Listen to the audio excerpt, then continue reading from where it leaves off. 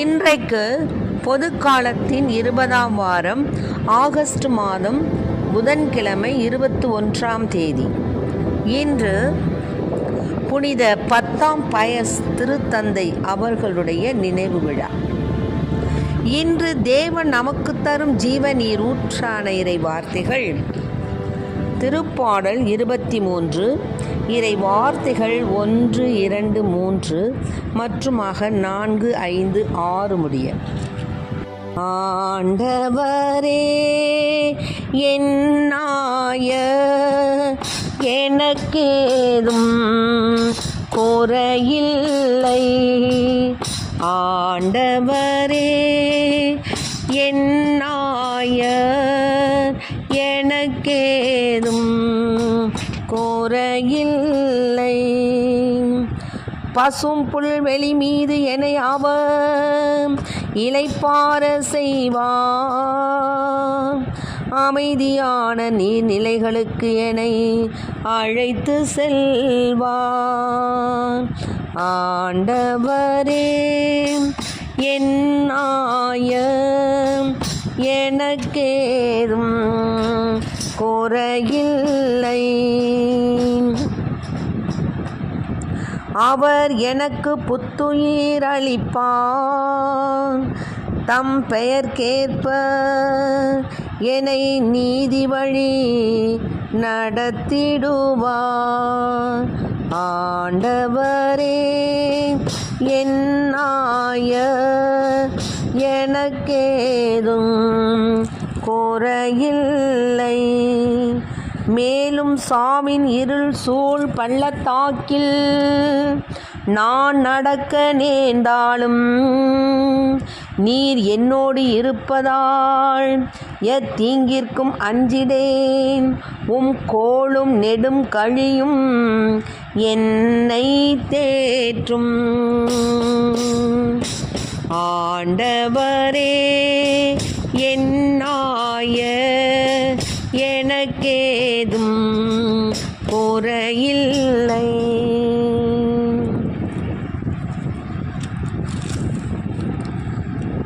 என்னுடைய எதிரிகளின் கண்முன்னே எனக்கொரு விருந்தினை ஏற்பாடு செய்கின்றீர்.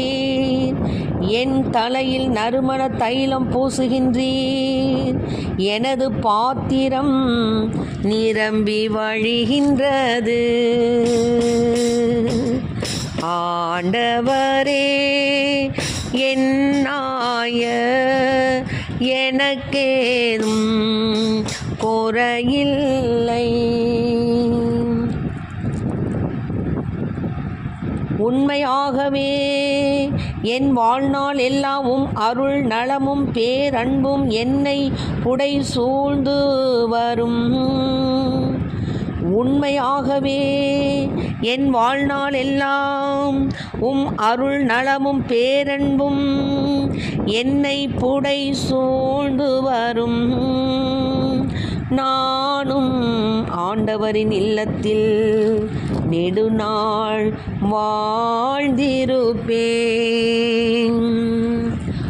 ஆண்டவரே என்னாய எனக்கேதும் குறையில்லை.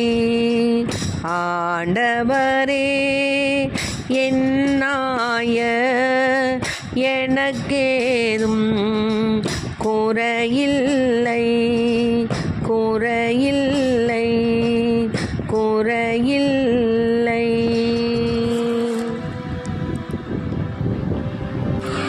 இன்றைக்கு நம் தேவன் தரும் ஜீவநீர் ஊற்றான இறை வார்த்தைகளை கேட்டோம். புனித மத்தேயு எழுதிய நற்செய்தி இயல் 19 இறை வார்த்தைகள் 23-30. அதாவது ஏசப்பா சொல்றாரு சீடர்கள்ட்ட, செல்வர்கள் விண்ணரசுல புகுவது கடினங்கிறாரு. ஏன் அப்படி சொன்னார்னா, அவங்களுடைய நினைவுகள், அவங்களுடைய சிந்தனைகள், அவங்களுடைய ஒவ்வொரு காய் நகர்த்துதலும் அந்த செல்வத்தின் மீதே தான் இருக்கும். மற்ற எதுவுமே அவங்களுக்கு கண்ணு தெரியாது. ஞான காரியங்கள் தெரியாது, ஞான உபதேசங்கள் தெரியாது, மற்றவருடைய கஷ்டம் புரியாது. நல்ல நடத்தை, நல்ல ஒரு கடவுளுடைய பிரியமான ஒரு வழியில் நடக்கணுங்கிற விவேகம் இருக்காது. எல்லாமே சொத்து சேர்க்கறதுலையும் செல்வம் சேர்க்கறதுலையும் காசு மேலே காசு, அதான் அவங்களுக்கு நினைவாக இருக்கும். அதனால தான் அவங்கெல்லாம் ஊசியின் காதில் ஒட்டகம் நுழைவது எளிது. அப்படியானால் பாருங்க, செல்வர் இறையாட்சிக்கு உட்படுவதை விட, யாரு செல்வர்கள் இறையாட்சிக்கு அவங்க போறதை விட ஊசியின் காதில் ஒட்டகம் நுழைவது எளிதுன்னு சொல்றாரு. இந்த இடத்துல நாம ஒன்று தெரிஞ்சுக்கணும். ஊசியின் காதுல ஒட்டகம் நுழைவதுன்னா என்ன அர்த்தம் அப்படின்னா, அந்த ஒட்டகம் ஒரு அந்த அந்த இதில் ஊசியின் காதுன்னு ஒரு நிலை வாயில் ஒன்று இருக்குதான். என்னது? ஊசியின் காது. அந்த ஊசியின் காதுங்கிற அந்த நுழைவாயில் மிகவும் குறுகியதாக இருக்குமா. அதில் ஒட்டகம் நுழைஞ்சு கிழஞ்சி போகணும்னா கொஞ்சம் கஷ்டம். அதனால தான் அவர் சொல்கிறார், இங்கே ஊசியின் காதில் ஒட்டகம் எப்படா நுழையும் அப்படின்னு நம்ம சாதாரணமாக நினைப்போம். அது தவறு. ஊசியின் காது அப்படின்னு அந்த நகரத்தில் ஒரு நுழைவாயிலுக்கு பேர். அதனால அந்த நுழைவாயில் ரொம்ப குறுகலானதாக இருக்கும். அதில் ஒட்டகம் உயரமாக இருக்கும். அது கூனி குறுகி அது அப்படியே தன்னை வளைச்சி கிளச்சி நெருக்கி உள்ளார போனாலும் போகலாமே தவிர செல்வர்கள் இறையாட்சிக்கு உட்பட மாட்டார்கள், உடன் வரமாட்டார்கள்ங்கிறார். அப்படிப்பட்ட கடின மனது உடையவர்களாக செல்வர்கள் இருப்பார். அவங்களுடைய எண்ணம் பூரா செல்வத்தில் தான் இருக்குங்கிறத இப்போ இங்கே சுட்டி காமிக்கிறார். மேலும் என்ன சொல்கிறாருன்னா, அதை உடனே நம்ம ராயப்பர் என்ன சொல்கிறாரு, பேதுரு சொல்கிறாரு, அப்போனா நாங்கள் எல்லாத்தையும் நீங்கள் சொன்ன உடனே நாங்கள் விட்டுட்டு வந்தோம் ஐயா, அப்போ எங்களுக்கு என்னையா கிடைக்கும் அப்படின்னு கேட்குறாரு. அப்போ அவர் சொல்கிறாரு, பா உங்களுக்கு புது படைப்பினுடைய நாளில் மானிட மகன் மாட்சிமிகு அரியணையில் உட்காந்துருப்பார். அப்போது நீங்கள் 12 பேரும் என்ன 12 அரியணையில் வீட்டிருப்பீங்க. யாருக்கு நடுவரா? இஸ்ரேல் மக்களின் 12 குலத்தவர்களுக்கும் நடுவர்களாய் 12 அரியணைகளையும் நீங்கள் வீட்டிருப்பீங்க அப்படின்னு சொல்கிறார். அப்புறமும் என்ன சொல்கிறாரு, என் பெயரின் பொருட்டு யாராவது தன் சகோதரனையோ சகோதரியையோ தன் தாயையோ தந்தையோ வீடு வாசல் நிலபலன்களை விட்டு வர்றாங்களோ அவங்க ரெட்டிப்பான ஆசீர்வாதம், 2 இல்லை 100 மடங்கு அவங்களுக்கு ஆசீர்வாதம் கிடைக்கும். நிலை வாழ்வும் அவங்களுக்கு உரிமை பேராக அமையும் அப்படின்னு சொல்கிறார். ஆக முதன்மையானோர் கடைசியாவர் முதன்மையான ஆவாங்கன்னு சொல்கிறார். இதிலிருந்து நாம் தெரிந்து கொள்வது என்னவென்றால், கடவுளுக்காக நம் நேரத்தையும் காலத்தையும் ஒதுக்கி அவர் நம்மை தேர்ந்தெடுத்து நம்மை கூப்பிடும் பொழுது, ஆண்டவரே பேசும் அடியான் கேட்கிறேன் என்று நாம் சொல்லி ஆண்டவருடைய செயல்பாடுகளுக்கு நாம் உடன் ஒத்துழைக்க வேண்டும். ஆமென். அது மாதிரி தான் அந்த நாட்களில் ஆண்டவருடைய வாக்கு எசேக்கியலுக்கு, அதாவது எசேக்கியல் நூலில் எனக்கு அருளப்பட்டது என்ன சொன்னார்னா, தீர் நகரின் மன்னனுக்கு சொல், தலைவராகி ஆண்டவர் கூறுவது இதுதான், உன் இதயத்தின் செருக்கில் நான் தான் கடவுள், நான் தான் கடல் நடுவே கடவுள் அரியணையில் வீற்றிருக்கேன் அப்படின்னு நீ சொல்கிற. ஆனால் கடவுளை போல அறிவாளியாக நீ இருப்பதாக எண்ணினாலும் நீ கடவுள் அல்ல, நீ மனிதன். தானியேலை விட நீ அறிவாளி தான். மறைபொருள் எதுவும் உனக்கு மறைவா இல்லை.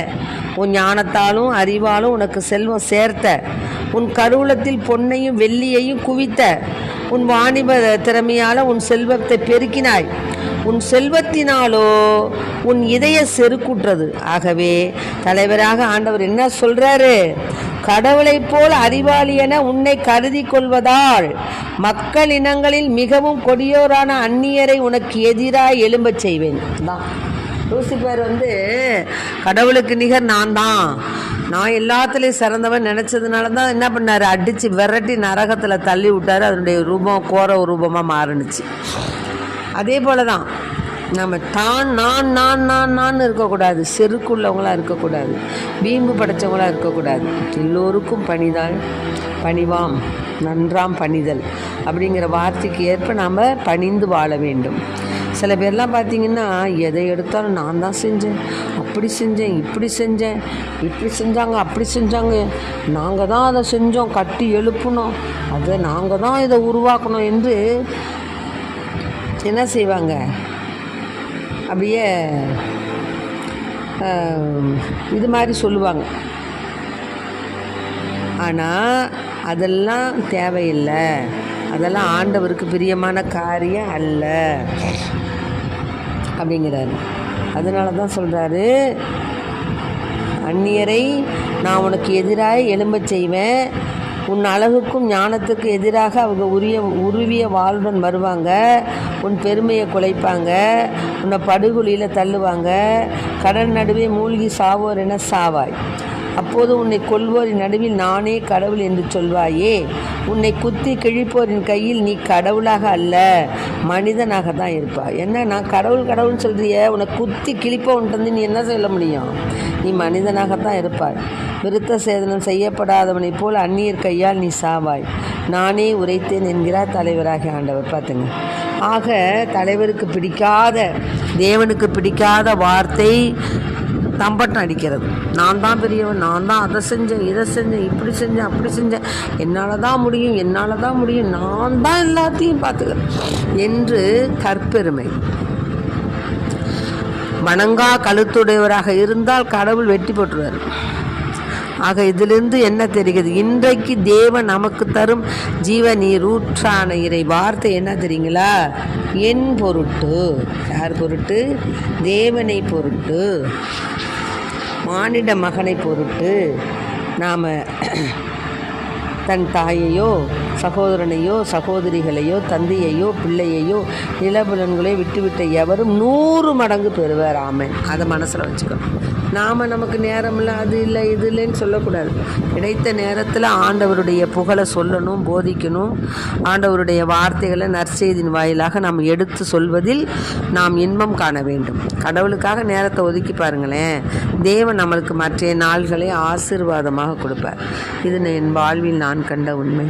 கடவுளுக்காக வேண்டும், கடவுளுக்காக வேண்டும்னு அதிகாலையில் பூசைக்கு போயிட்டு பூசை முடிஞ்ச உடனேயே சில திருநாட்கள், திருவிழாக்கள், பங்கு திருவிழாக்கள் வரும்பொழுது, இன்னும் புனித வாரங்கள்லாம் வரும்பொழுது உடனே பூசை முடிஞ்சு பாட்டு கிளாஸ் நடக்கும். அப்பொழுது நான் என்ன செய்வேன், பாட்டு கிளாஸ் முடிஞ்சு தான் வருவேன். ஏன்னா நான் சமைக்கணும், குழந்தைகளுக்கு கொடுக்கணும், வேலைக்கு போகணும். ஆனால் நான் என்ன செய்ய மாட்டேன், அதை பற்றி கவலைப்பட மாட்டேன். அந்த பாடகர் குழுவில் இருந்து பாடல்கள் என்னங்கிறத பாடி முடிச்சுட்டு தான் நான் கிளம்புவேன். அப்படி கிளம்பும்போது எதிர்பாராமல் எனக்கு என்ன செய்வாங்க, எங்கள் அம்மாவே நானே இன்றைக்கி உனக்கு சமையல் பண்ணி தந்துடுறேம்மா அப்படின்னு சொல்லுவாங்க. அன்றைய தினம் ஆசீர்வாதமாக எனக்கு அமைஞ்சிடும். ஏன்னா நான் தேவனுக்காக என்னுடைய நேரத்தை கொடுத்தேன். அவர் என்ன பண்ணுறாரு, எனக்காக அவர் நேரத்தை கொடுத்து என்னை ஆசீர்வதிக்கிறார். பார்த்தீங்களா பிள்ளைகளே, நேரம் இல்லை நேரம் இல்லைன்னு சொல்லாதீங்க. 24 மணி நேரத்தில் ஒரு 10 நிமிஷம் கடவுளை சந்திக்க முடியாதா, பேச முடியாதா, அவரோடு பழக முடியாதா? சிந்திப்போம்.